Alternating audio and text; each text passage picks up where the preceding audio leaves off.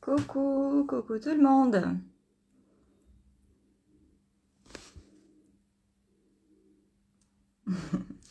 On se connecte doucement, on prend son petit café et on attend la star du jour, de ce matin.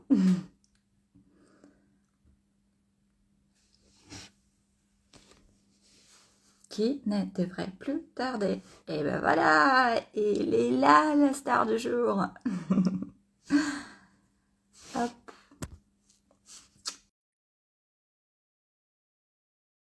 Pam, pam, pam, pam, pam, pam. Alors, il est où notre Simon? Ah, là, attends, on n'entend plus, on t'entend pas. Est-ce que Est-ce toi que, t'entends? est-ce que tu m'entends là?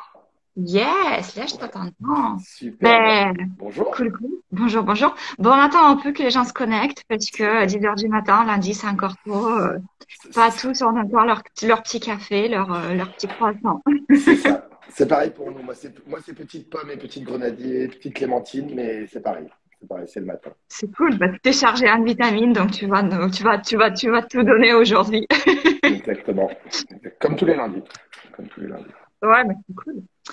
Ah, bah écoute, le temps que non, attends. Non, c'est pas là. Alors bon, on va laisser les gens quelques instants pour se connecter.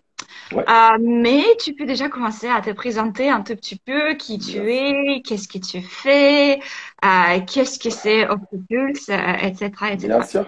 Ok. Bah, avec plaisir. Donc moi, c'est Simon Deboeuf. Pour vous expliquer rapidement, moi j'ai fait 5 ans avant de commencer l'aventure Octopus en tant que consultant. Donc je faisais tout ce qui était stratégie de référencement naturel et référencement payant. Donc c'est ce qu'on va voir hein, jeudi. Donc justement, c'est ce que je vais vous expliquer un petit peu comment évangéliser ça et vous démocratiser ça. Donc voilà, moi j'ai une expérience avec pas mal de grandes marques, hein. J'ai travaillé notamment avec des marques comme Dior, Yves Saint Laurent. Donc, je fais de la stratégie de référencement. J'aide les sites à être plus visibles sur Google, que ce soit naturel ou payant. Donc, voilà, j'ai pas mal de choses à vous présenter, pas mal d'astuces. Moi, le but, c'est vraiment que vous compreniez mieux le référencement naturel, l'intérêt, pourquoi et comment surtout le faire, comment être plus visible pour vos sociétés. Donc voilà, j'ai eu la chance de travailler pour pas mal de grands groupes, hein, comme je disais, donc Yves Saint Laurent, Dior, mais aussi des marques comme Bosch, Speedy. J'ai fait 3 ans aux États-Unis, donc j'ai aussi travaillé pas mal en anglais, mais j'ai aussi travaillé pour des petites structures, des marques de maillots de bain, des restaurants, des choses comme ça. Donc j'ai une vision, on va dire, assez globale du référencement naturel et payant. Donc voilà, en tout cas, j'ai hâte de vous donner toutes mes petites astuces et de vous voir au bureau cette semaine. Et j'aurai voilà, plein de choses à vous donner, plein de petits liens, plein de petites anecdotes voilà, qui vont vous permettre, vous déjà, d'analyser, auditer et mieux comprendre où vous en êtes sur Google. Et bien sûr, après, bah, que vous soyez un petit peu mieux référencé, que vous ayez plus de trafic.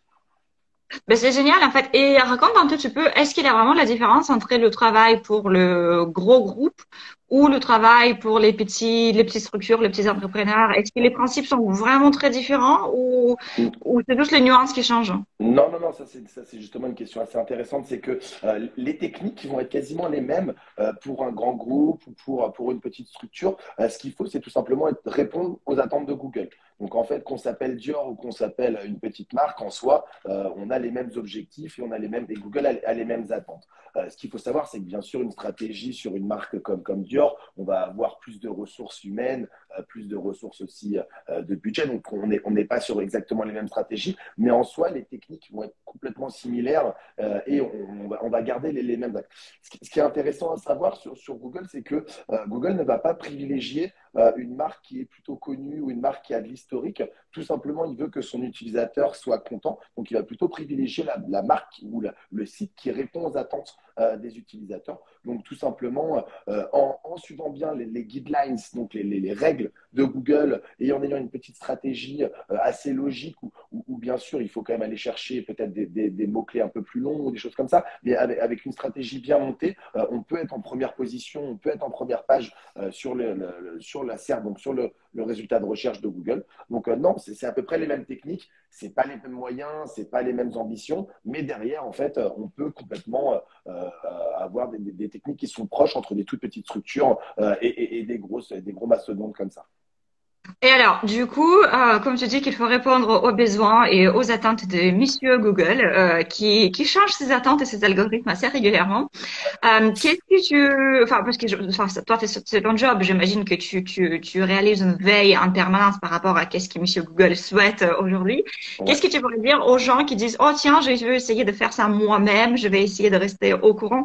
Est-ce que c'est vraiment possible? Est-ce que c'est trop chronophage? Et combien de temps ça te prend normalement pour comprendre qu'est-ce qu'il veut Google? Et comment on mettrait ça en place? Alors, bah, justement, aujourd'hui, c'est encore super intéressant comme question. En fait, ce qu'il faut savoir, c'est qu'aujourd'hui, il y a énormément, pas des milliers, mais des dizaines d'outils qui permettent justement d'auditer, de savoir où on est son site, de vous donner des axes d'amélioration.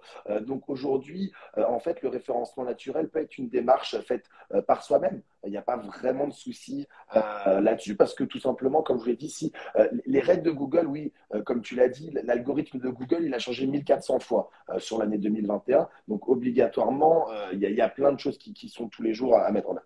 Mais ce qu'il faut savoir, c'est qu'il y a des règles, des guidelines de Google qui sont les mêmes depuis quelques années. Voilà, avoir son site qui est sécurisé, avoir un site avec une architecture, avoir une récurrence de compte. Il y a des choses qu'on sait qui existent et qui sont présentes depuis maintenant plusieurs mois, si ce n'est plusieurs années. Donc, oui, aujourd'hui, c'est sûr que on peut complètement avoir une stratégie, on peut avoir un site qui répond à des attentes, on peut avoir un site bien positionné, même si on est tout seul, même si on n'a pas une grosse équipe SEO, même si on n'a pas des rédacteurs dans tous les sens, même si, voilà, aujourd'hui, tout simplement, en répondant aux attentes de Google avec quelques petites astuces, hein, comme je vous ai dit, travailler sur la sécurité, travailler sur la vitesse, voilà, des choses comme ça, choses que je vais vous faire et vous faire découvrir lors de l'atelier, on peut vraiment répondre, être en première position, et qui dit première position, voilà. Moi, je vais même vous donner des exemples concrets. Hein. Nous, avec Octopulse, on est arrivé en position 1 sur des mots-clés comme guide netlinking 2021, guide SEO 2021, où aujourd'hui, on répond juste aux attentes des utilisateurs. On a vu ce qui était, on a un site qui fonctionne, et derrière, ça nous fait, on n'est pas sur 4000 visiteurs par jour grâce à cette requête-là, mais on est sur 20-30 utilisateurs par jour qui cherchent des guides SEO, des guides netlinking, et donc derrière, nous, ça nous fait rentrer quand même. Donc oui, oui, tout à fait, on peut être visible. C'est un poil chronophage parce que ça reste depuis, voilà, on va dire 3-4 ans. Le SEO a bien évolué. Hein. Il y a une dizaine d'années, quand j'ai commencé, moi j'ai commencé il y a à peu près 8 ans, 8 ans avant le SEO. On avait un site avec une bonne adresse URL, un contenu truffé de mots-clés et des liens qui pouvaient provenir de Russie, d'Inde en grosse quantité. C'était suffisant pour être premier sur des requêtes. Aujourd'hui, c'est sûr qu'il y a eu l'algorithme BERT, il y a l'algorithme Pingouin, il y a l'algorithme Oh là là, Panda. tu me fais peur là déjà. Il y aura plein d'animaux, on va avoir plein d'animaux. Non, mais en fait, Google, mais en fait, tous les ans, va mettre en place des algorithmes un petit peu différents qui vont notamment analyser les liens qui peuvent pointer, qui peuvent notamment analyser si le site est assez performant en termes de vitesse, etc.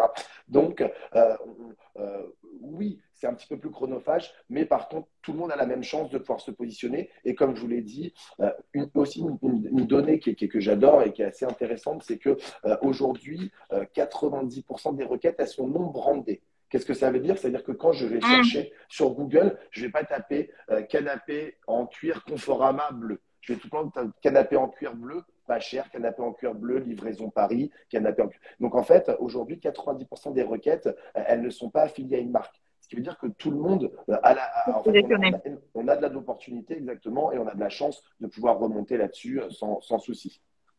Ça, c'est génial. Alors, la question que je voulais aussi te poser par rapport au processus de SEO, parce que moi, je suis avocate d'avoir un expert externe pour faire ce genre de choses, parce que je me croyais plutôt douée, tu vois, je me croyais que je comprenais plutôt bien les bases et tout pour pouvoir me débrouiller seule. La réalité a montré que pas du tout. Et en fait, depuis, je me suis dit que bon, ben, il y a les choses qu'il faut mieux déléguer et qu'il faut mieux faire par quelqu'un. Et ma question, du coup, maintenant est, est-ce que ça, c'est quelque chose que tu peux faire une fois, tu vois, genre paramétrer ton SEO, paramétrer tes méta, machin, pour le Ouais. blog, pour tes pages, etc. Et on peut les laisser tels qu'ils sont pour 1 an, 12 ans, 3 ans. Ou ça, c'est Mhm. quelque chose sur quoi il faut revenir assez régulièrement, tous les je sais pas combien de mois, pour rester à jour, en fait. Alors là, tu es rentré dans le cœur du SEO directement. Donc, c'est que tu connaissais pas Octopulse avant. Donc, oui, il y a plein de choses qu'on peut faire soi-même, qu'on peut faire en one shot. Ça veut dire Ouais, mettre en conformité. En gros, donc j'y reviendrai, mais aujourd'hui, le référencement, c'est trois grands piliers. Le premier pilier, c'est être conforme techniquement. Donc ça représente à peu près 30% de votre référencement. Et ça peut être quasiment travaillé en one shot. Qu'est-ce que c'est, encore une fois? C'est faire le choix d'un CMS qui fonctionne. Un WordPress, un Wix pour la performance. C'est un site qui est mobile friendly, tout simplement avoir un ouais. template qui fonctionne sur le site. C'est un site qui va répondre, qui va avoir un balisage, qui va pas être sécurisé. Exactement. Ça, c'est 30% et ça peut être fait en one shot. Après, ce qui est sûr, c'est que quand on souhaite et on veut arriver sur des positions 1, 2 ou 3 sur des requêtes qui nous intéressent, bah, il faut montrer à Google qu'on a de l'expertise. Et là-dessus, ça va passer par de la rédaction de contenu, ça va passer par des liens, notamment vous êtes dans un club de wedding où vous pouvez avoir des liens entre vous pour essayer d'augmenter l'autorité. Donc, on en parlera hein, bien sûr pendant l'atelier de l'importance de ces Mhm. liens, donc des liens qui pointent entre les sites du même écosystème. Mais en fait, donc, aujourd'hui, oui, il y a des choses qui sont faites en one shot. Par contre, je vais être assez transparent et je ne suis pas là pour vous raconter des pleurs. Vous allez être premier juste en mettant en conformité. Non, derrière, il y a aussi, que tu as raison, une petite stratégie récurrente de création de contenu notamment où il faut, voilà, bah, je dis pas, vous n'êtes pas un site média. Vous n'allez pas, je ne vous demande pas de créer 10 articles par semaine. C'est pas possible. Vous Ouais. avez des activités. Mais par contre, un article bien fait par semaine de 300 mots qui va reprendre les mots-clés où vous montrez votre expertise, bah là, en fait, ça aura une valeur ajoutée. En fait, il y aura un seul truc à retenir de ce mini-chat-là, mais surtout de l'atelier, c'est que Google, il veut que ses utilisateurs, ils soient contents, ils soient satisfaits de leur recherche. Il veut garder ses utilisateurs. C'est-à-dire que quand un utilisateur va taper meilleur photographe mariage, si derrière le premier lien, c'est un photographe qui répond et que la personne va faire une demande de contact et finalement ça va faire un devis et finalement ça va faire une interaction, Google il le voit ça, il va dire il répond aux attentes. Donc en fait, si vous, votre site répond aux attentes, si vous avez de la valeur ajoutée sur les mots-clés que vous portez, notamment des articles qui apportent des choses supplémentaires, ben en fait Google va voir que vous répondez à ça et donc il va vous faire remonter. Donc pour répondre à ta question, oui, on peut faire déjà un minimum, le minimum syndical, on peut avoir les fondations de sa maison, comme si on avait voilà, les fondations de la maison. Donc ça, c'est en one shot. Mhm. Derrière, par contre, oui, il faut un petit peu continuer à travailler un peu sur son site. Encore une fois, hein, vous n'êtes pas un site d'actualité qui va devoir mettre 15 articles par semaine. Non, mais par contre, montrer de la valeur ajoutée avec des expériences utilisateurs, avec de la réassurance client, avec de la valeur ajoutée sur une question que les gens se posent sur des mariages que vous mettez sur votre site, etc. Là, par contre, oui, plus vous aurez ça, plus vous aurez cette récurrence, plus vous aurez de chances d'être considéré comme important par Google et donc d'être vu. Alors, et si on parle maintenant vite fait du référencement payant, est-ce que ça c'est quelque chose indispensable? Imaginons on a un petit site tout jeune au nom propre, tu vois, qui contient même pas le mot mariage ou événement ou photographe, je sais pas quoi, Mhm. voilà, qui est peut-être comme le mien, tu vois, catherinemevial.com ou je sais pas nomprénom.com, je sais, ou .fr ou je sais pas quoi. Et le site est tout neuf, pas trop de visibilité. J'ai cru comprendre que Google n'aime pas trop les sites qui sont tout bébés, qui n'ont pas pas Voilà. d'historique. Mhm. Et donc du coup, est-ce que faire du SEA, donc du coup le AdWords, etc., est-ce que c'est indispensable pour faire remonter ce genre de sites? Est-ce qu'on peut s'en passer ou c'est vraiment une étape cruciale et obligatoire? Alors, c'est sûr que, en fait, ce qu'il faut savoir, encore une fois, hein, je l'expliquerai mieux pendant l'atelier, on aura 2 heures, donc je voudrais aller un peu plus loin, un peu plus profond, mais ce qu'il faut savoir, c'est que je vous parlais des piliers, donc il y a la conformité technique, il y a le contenu, il y a l'autorité, mais il y a aussi l'expérience utilisateur. Aujourd'hui, Google va regarder comment se comporte l'utilisateur. Encore une fois, je vais refaire mais l'algorithme BERT, qui est sorti en septembre 2019, fait vraiment le point et va vraiment venir analyser comment se comporte l'utilisateur. Donc aujourd'hui, comme tu dis, si tu as un site tout nouveau et que en fait, tu n'as pas d'utilisateur sur ton site, bah, Google ne peut pas voir que tu réponds aux attentes de l'utilisateur. Donc souvent, même avoir une stratégie de campagne AdWords qui va permettre de faire venir entre 500 et 1500 utilisateurs sur le site, bah, ça peut être bénéfique pour ton référencement naturel, tout simplement parce qu'il va voir que tu tu as des utilisateurs qui vont rester, qui vont lire tes articles, qui vont faire une demande de contact, qui vont avoir de l'interaction. Donc, oui, c'est souvent en fait complémentaire. Moi, j'appelle aussi un petit peu ça le cercle vertueux d'AdWords. C'est que en fait, même avoir un petit budget sur AdWords permet finalement d'avoir des utilisateurs. Et si Google voit que ces utilisateurs elles arrivent, bah, tout simplement, ça va faire aussi remonter votre référencement. Donc, c'est pas indispensable, hein. On peut très bien s'en sortir sans avoir de budget, parce que je sais que c'est toujours pas toujours évident, hein. Nous, on travaille beaucoup avec des indépendants, des startups, des petites structures. Donc, Mhm. avoir un budget mensuel là-dessus sans faire rentrer de business, c'est souvent compliqué. Donc, c'est pas indispensable, mais c'est vrai que ça va mettre un petit coup de boost et ça va surtout aider les robots Google à calculer un petit peu où ils en sont, etc.